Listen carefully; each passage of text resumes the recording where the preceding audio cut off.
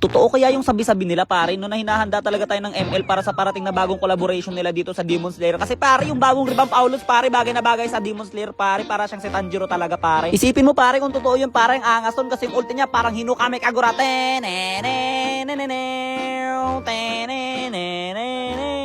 Tapos syempre pare, si Zenitsu magiging Lancelot pare, kasi yung ulti ni Lancelot, di ba, bagay na bagay dun sa first form ng Thunder Breathing pare. Kaya naman dapat si Zenitsu talaga yun. Tapos sino pa ba? Si Martis pare, siya si Inosuke pare, kasi nagwawalain kapag nag-ulti, di ba? Tapos sakto dalawa talaga yung dala niyang sandata. Tapos pare, si Nezuko pwede siyang maging yung bagong revamp na Masha, kasi i-revamp na naman si Masha pare. Isipin mo, 5 beses ka na ni-revamp, nalibot mo na lahat ng role sa buhay mo.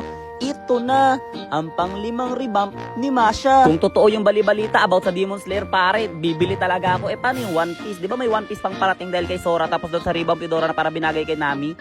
Paano yun? Di ang dami na. Wow, ang dami ng collaboration na anime sa ML pare. Tsaka bakit walang magdedep sa akin dito? Tapusin ko to.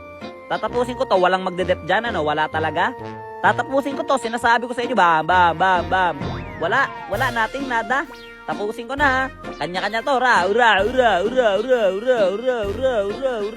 Teka, atake ng ganito kabilis si Tanjiro? Winner.